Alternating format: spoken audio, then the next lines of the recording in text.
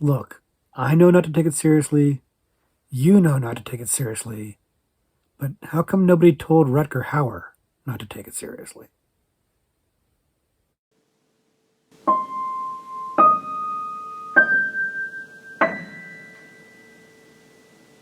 Hello, everyone, and welcome back to the Horror Movie Syllabus. My name is Professor Victor, and I'll be your host as we go through all the essential, noteworthy, interesting, and notorious modern horror films. If you're new to the channel, I recommend you check out the introduction video.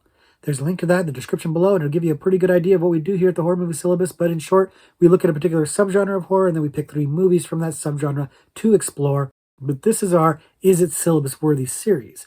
This is where I take a recommendation from you guys, a horror movie that I've never seen before. I check it out for the first time without knowing as much as pretty much anything about it, and then I let you guys know, is it syllabus-worthy? Is there anything about it that makes it noteworthy enough, interesting enough, cool enough, good enough to make it onto the horror movie syllabus? And today, the movie that we're talking about is Split Second. And Split Second was recommended to us by a friend of the channel, Fungus Among Us, who has done many, many interesting recommendations over the years. And Fungus Among Us recommended this one in our horror sci-fi video, which of course gives me a hint that it's a horror sci-fi movie. And Fungus Among Us gave me a list of a bunch of movies in the comment to that video. And all of the other movies on that list are movies that were either already on the syllabus or movies that'll probably get discussed on the syllabus in the future. This was the only one that I'd never seen before, and I knew nothing about it at all, other than the title. That's all I knew. And so I went into this as blind as possible. I didn't look up any, posters, reviews, trailers, nothing. Went into this as cold as I could. And did I like it? Did I hate it? Let's find out. Like I said, the movie that we're looking at today is Split Second. Split Second came out in 1992, and it was directed by Tony Malum, who is mostly famous for directing The Burning, which is a classic 80s slasher movie that I really, really like, so that bodes well. But then when he had to step away from the project, I think due to stress, Ian Sharp came in and kind of finished the ending and a few other scenes, so it was directed kind of by 2 people, so that doesn't bode so well for things. But that doesn't necessarily mean that we've got a bad film, but let's go ahead and dig into that. First, if you haven't seen it before, the movie takes place in a fictional future of 2006 where global warming has led to some flooding of London, and people drive around in Jeeps and stuff, and there's kind of this aesthetic of dystopia in the city. And a hard-boiled police detective is searching for a serial killer that killed his partner. And he is discovering that there might be some supernatural or occult connections to this killer, and he needs to solve the mystery and catch the killer before more people die. And of course, hijinks abound. But we're going to go ahead and stop there so as to not spoil the movie. But this movie starts out with a pretty solid pedigree and a pretty solid concept that ultimately winds up getting a little bit wasted. Like you've got Tony Malum, who's a competent director with the Burning on his resume amongst other movies, and then so you've got a decent director and you've got a pretty cool setup. This idea of this futuristic time period, again, it's the near future, which now is the past, of course, and the global warming aspect, and everything's flooded and everything's kind of like a little bit bombed out and kind of off, and there's water everywhere and stuff like that. It's a cool idea, it's a cool aesthetic, but they don't ever really use this concept, the global warming and the flooding and everything like that kind of gets largely ignored plot-wise throughout the movie. It creates an aesthetic, it creates a look, it creates a vibe, but that's really all it does. It's really just kind of window dressing. It doesn't really matter. It's an interesting idea that I would have liked to have seen explored a little bit more, but they just kind of leave it by the wayside and just settle for having it be dark and gritty and wet, and kind of Blade Runner-y. And, it's aping the aesthetic of Blade Runner, not necessarily the bad idea. You don't have the money to quite do it, so that kind of was noteworthy and noticeable. And so, it is what it is, but you've got talent behind the camera, and you've got a good special effects artist, Stephen Norrington, from the notorious director of League of Extraordinary Gentlemen, amongst other movies, is working here as the special effects artist and doing really good work here. There's some really cool creature effects here. There's some pretty good gore in this movie, and it's funny, the creature in this movie looks a little bit like a Venom or Grendel type character, and the gory stuff is pretty well done here. And again, on a movie that doesn't have a lot of money, right? It's a low budget movie, and you can kind of tell that it's a low budget movie, but they're making it look good. They're making the gore effects look good. They're making the creature look good. They're making the sets look good. The set design looks really good. They've got some competent actors in here. You've got Rutger Hauer, who admittedly never met a movie he didn't like, but he's a good actor. And you've got Kim Cattrall, who's a good actor. You got Pete Postlethwaite in here, the underrated character actor doing some work here. It's a pretty solid cast. Now the problem, of course, is that they're not really doing great work here. I don't necessarily think it's their fault because I think you've got some script issues here. Like you've got Rutger Hauer, and he this is not actually a script issue. This is where some behind the camera stuff is a problem because he just looks ridiculous. Like he's wearing his big jacket and he's wearing like this kind of like almost leathery fetishistic like S&M looking outfit thing, and he's like my age. He's like middle age in this movie, and he's got his sunglasses on. He's acting like the Terminator. He's all hard boiled, and they're dropping all this hard boiled detective language and stuff like that. And they're dropping the F word, and it just kind of comes off kind of clunky and forced, and he just looks kind of old and ridiculous and sad. And more on that in a little bit. And you got Kim Cattrall, who is great, and she looks good in this movie, but she's just kind of there as like the damsel in distress. She's not really much of a character at all. She's got a history with Rutger Hauer's character, whose name is Stone, of course. He's Detective Stone. And she's just there to be in peril and to be a love interest slash damsel in distress, which is disappointing. They're not really given enough to do. Like I said, some of this is a script issue. The script is very basic. It's not really anything terribly noteworthy that you haven't seen before. It is a serious movie that is just a bunch of cliche cop movie stuff. It's very tropesy. It's very familiar and obvious. You've got the kind of loose cannon lone wolf cop who's, he's out of control, but he's the best at what he does. And he's got a vendetta because his partner's been killed. And he kind of acts like the Terminator. And he has that tough dialogue and stuff like that. And he's been suspended, but he's going to keep working on it anyways. And he's a tough guy. And he shoots rats, and he shoots at the sky when he gets angry, and he yells at everybody, and he's just rude to everybody. And he's got a new partner he has to work with. It's very straight laced, and he pushes him around. But this guy's smart, and he knows stuff, and it's just very obvious. I mean, you've seen this a million times. And what is different about this movie, or what the fresh angle they take on this, is they've got this kind of like occult angle to this, with this like, this killer that's out there in the loose that may or may not even be human. And spoiler alert, it's not. But it's got this psychic connection to Rutger Hauer's character, and because of the killing of his partner. But this is all underplayed. Like the psychic connection stuff is really undercooked. It really doesn't get a lot of time to breathe. And the occult angle feels kind of shoehorned in. This really feels like a futuristic comedy. It's not very futuristic even, because again, it's near future. It's supposed to be like 12 years in the future. And while this global warming stuff has happened, they're not really talking about it or paying any attention to it. So it really just seems like a really rainy cop movie, which is fine, but it's not original or interesting or anything about it. And it's not doing anything that's not just super cliche. And again, Rutger Hauer just looking kind of silly. And that's honestly where my issue with the movie lies. Because this movie doesn't really have any sense of fun. Like, sure, there's some comedic bits that are played for laughs. Like, there's these pigeons in Rutger Hauer's apartment that, like, one of them lands on his head and stuff like that.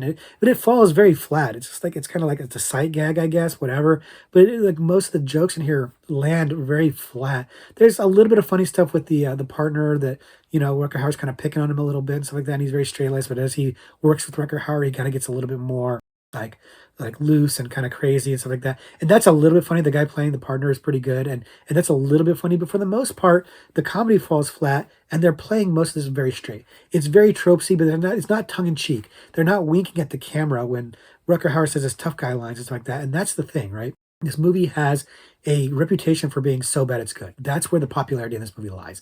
It has its fans, it has its following, but people just think it's so bad it's good. And it is, in a sense, that it's tropesy and full of cliches, but it's not really that bad. It's definitely not good.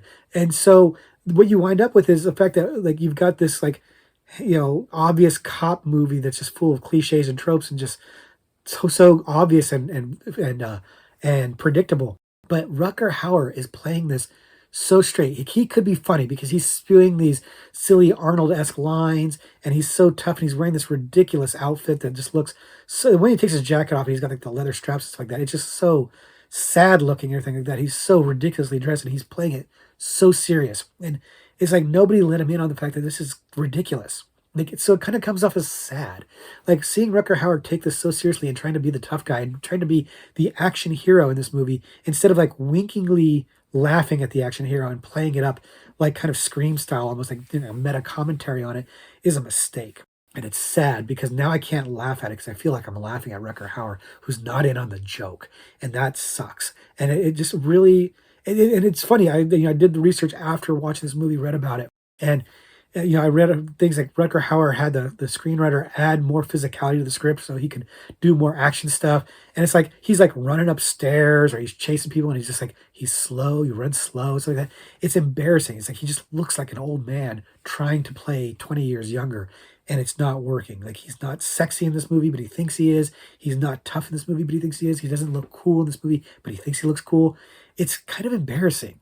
Like, I like Rutger Hauer, and I know he's in a lot of schlocky stuff, and this is schlocky stuff, but he's so dedicated to it that I'd admire it, except that it makes me feel bad. It makes me feel bad to watch him, like, try so hard to make this cool and play it straight, and it's just like a Blade Runner knockoff that's so silly that it would be fun to laugh at if I didn't feel bad for laughing at it. Like, I feel kind of guilty for making fun of it because he said he's so serious in this, and I feel like everybody else is taking it seriously too because they're taking their lead from him, and maybe only the partner is the only one who kind of gets that he's in kind of a campier movie and kind of playing it for that. And maybe this is the fault of the multiple directors, or this the script is not very good, or they just didn't really have a clear vision of what they wanted to do. I think they wanted to make a really cool like Blade Runner esque kind of futuristic cop movie, like even the gun and everything like that looks like Blade Runner, but just didn't have the money, didn't have the resources, and didn't have quite the right talent to make that happen.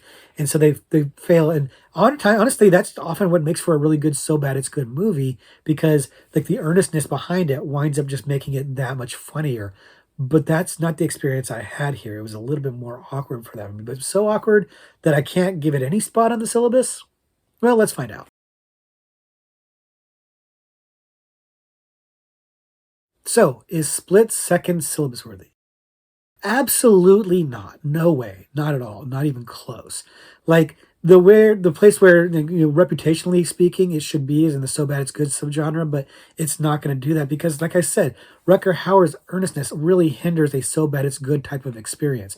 I'm not having fun with it. It's just kind of it's cringy to watch him do what he's doing. Like I felt the cringe, the secondhand cringe for me, the secondhand embarrassment, uncomfortable. Like it really does fit better. It's a horror sci-fi movie, which is what Fungus Among Us recommended for, and I think that's actually the right instinct, the right recommendation. But it's not good enough to be a horror sci-fi movie, nor is it bad enough to be a horror sci-fi movie in a So Bad It's Good scenario. So it doesn't really fit there for me. It's just not very good. It's just not. And there's some things about it to like the gore in it. The gory scenes are cool. They're really gory. The monster is really well done. Like they really made their money stretch, and it made it look good. But that wasn't enough, right? Like, it's just not enough to push it over the top. The action is very flat in this. Rutger Hauer is just kind of a sad. It's sad to watch for me. Like it's just sad. And they had this really cool idea, this premise of this, this serial killer. It's got this occult, like connections, and in this backdrop of this, flooded London, due to global warming in the future. Cool idea that they really underused it. And part of that, I guess, was by design. Like they really downplayed or dialed that back because this movie came out around the same time or shortly after The First Power, which is a movie that we haven't talked about on the channel. Maybe we should. But that movie came out and they didn't want to be seen as copying that movie.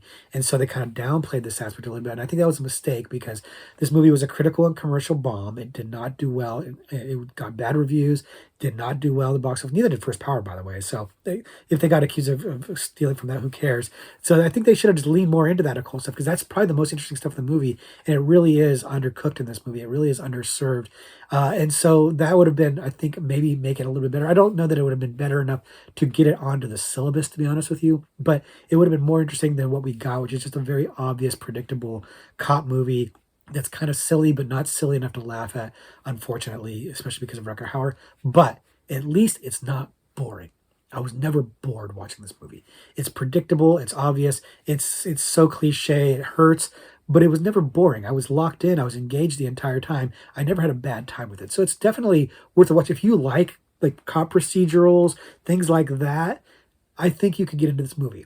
It's not a bad watch. It's just, it's not a good watch either. There are better ways to spend your time, but there are far, far worse ways to spend your time. I was never bored, and that's the kiss of death for me, is being bored. So at least it wasn't boring. So that's my thoughts on Split Second. It's not a great movie, but it's just imagination. It's nowhere near bad enough to be, or actually, it is bad enough to be so bad it's good, except that it's taking itself too seriously, and by extension, I have to take it too seriously, and it made me sad. Rutger Hauer made me sad in this movie. So maybe that alone is worth piquing your interest. And if you do check it out, let me know what you think in the comments, because I'd be curious to see, am I being too hard on this one? Maybe I am. I know Fungus Mungus likes it. I bet you there's a few others of you out there that like it too. Let me know in the comments below. Now it's time for me to let you know what's on this Horror Trivia Pursuit card. As you know, I like to read a question live on camera and then answer it live on camera and hopefully not embarrass myself.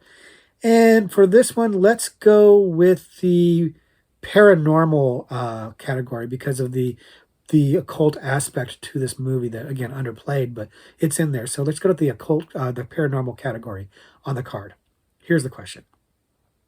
In 2009's Drag Me to Hell, what animal becomes possessed and begins hurling obscenities? I'm pretty sure I know the answer to this question. Now, we've talked about Drag Me to Hell here on the channel before. It's a Sam Raimi movie. It's an underrated Sam Raimi movie that seems to have found its love, found its audience since it came out. Like, when it came out, it wasn't a huge hit. I don't think it was a bomb or anything like that, but it wasn't a huge hit. And it seems like it found its audience after its release. People do seem to have affection for it now. It is much better than I think people gave it credit for when it first came out. And yeah, some of the CGI is not necessarily great. It's better when it's more practical stuff, but it's Sam Raimi doing his Sam Raimi stuff. It's getting back to his roots, which was really welcome. It's a really cool story. It's got Alison Lohman, who is an underrated actor. I really like her. I wish she did more work, but it's a really good movie. If you haven't seen it, you should definitely check it out. And if you haven't seen it, you're probably not going to get this question right. But I'm pretty sure I've got it right. It's been a while since I've seen that movie. We talked about it on the channel, but it was a while ago, and I haven't revisited it since then. But I'm pretty sure I know this one. But if you don't know, go ahead and lock in a guess, right? And now's the time to wrap it up. So I'm going to go ahead and answer this question, lock in your answer. Okay, so I'm pretty sure that it's a goat. There's a pretty hilarious scene in there, and it's a goat that gets possessed, and it's pretty wild. But I'm pretty sure I'm right. Let me just double check with the card. Goat. It just says goat. So yeah, I'm on it on that one. And so yeah, this one it was. If you've seen the movie, I think it's a pretty memorable scene. I think you know it pretty well. If you haven't seen the movie, I don't think you'd ever guess it. So if you guessed and you guessed wrong, let me know what you guessed, because it's probably pretty funny. But that's going to do it for this week's video. Thank you for hanging out to the end and sticking with me. Thank you for checking out for a second. Fungus Mungus, thank you for the recommendation. And hey guys, keep them coming. You guys have done really good with these recommendations. If you think there are other movies I should check out, leave them in the comments below. Perhaps I'll do a video about one of those. But until then, I'm just going to say,